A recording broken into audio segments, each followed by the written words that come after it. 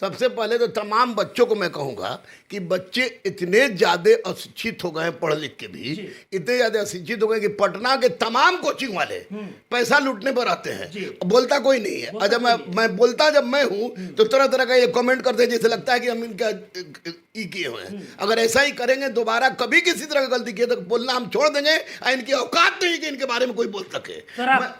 मैं चिंतित हूँ, निश्चित रूप से चिंतित हूँ। कुछ भी यानी हम ही बोल रहे हैं, सबके सामने हम बोले। मैं भैया मुख्यमंत्री नहीं ना हूँ, मुख्यमंत्री से बात किया मैंने, राज्यपाल से बात किया, आपको बड़े बड़े अधिकारियों से बात किया, 10वीं के दिन हमारे चेयरमैन से साहब से बात हुई।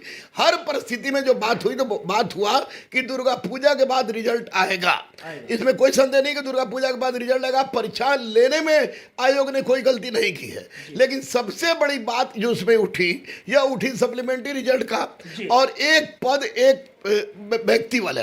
तो यह स्पष्ट है कि उन्होंने मना कर दिया। चलिए अच्छी बात है, कोई मना कर दिया, हमको कोई दिक्कत नहीं है।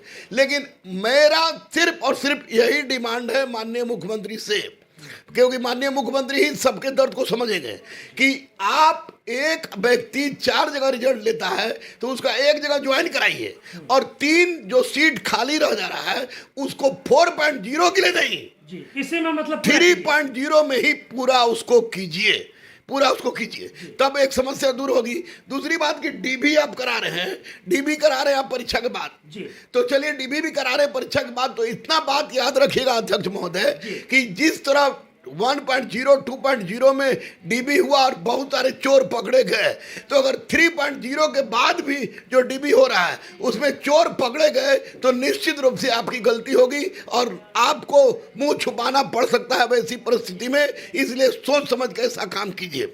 रही बात एज रिलैक्सेशन नहीं हुआ, दूसरी बात बीटेट स्टेट का परीक्षा हुआ है, उसका रिजल्ट अभी नहीं आया है। 4.0 का वैकेंसी आने वाला है, जब आए तो वैसी परिस्थिति में उसका भी रिजल्ट होना चाहिए, उसका भी बीटेट का रिजल्ट दे दे, स्टेट का रिजल्ट दे दे, ताकि लड़का 4.0 में बढ़ सके। हमारा मूल मांग है कि बिहार के बच्चों की बेरोजगारी हमारे बिहार की सरकार ही खत्म करेगी बिहार के नौकरी में। तो वैसे में माननीय मुख्यमंत्री सर इसमें प्रत्यक्ष रूप से हस्तक्षेप करके आयोग के अध्यक्षों को चेताएं और बताएं कि लेट लतीफी से काम नहीं चलेगी।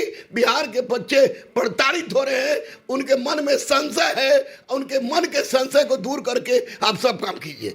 जब कुछ बच्चों ने हमको बताया कि एक सेट में क्वेश्चन को सही मारा गया, दूसरे में गलत मारा गया है, तो मैं उन बच्चों से अनुरोध कर रहा हूं कि लिखने के लिए तो कुछ भी लिख देते हैं, कि पाले हुए कुछ लोग रहते हैं, लेकिन आप एविडेंस लेके आइए। मैं बीपीएससी आयोग चलूंगा और अध्यक्ष को बता दूंगा सर कैट मतलब ये होता है, इसका मतलब ये होता है, इसका मतलब ये होता है। खाली चिल्लाने से नहीं होता है। रही बात गड़बड़ी की, तो गड़बड़ी नहीं हो रहा है, मैं जहां तक मुझे पता चल रही है गड़बड़ी नहीं हो रहा है। अगर गड़बड़ी हुई तो मैं चुप नहीं बैठूंगा, गाली दे के तुम लोग अपना संस्कार खत्म करो, मुझे कोई फर्क नहीं पड़ता है। लेकिन इतना तय है कि जब तक मैं बोल रहा हूं तब तक तुम लोग के साथ गलत नहीं होने देंगे, बोलते रहेंगे और मुझे माननीय मुख्यमंत्री पर विश्वास है।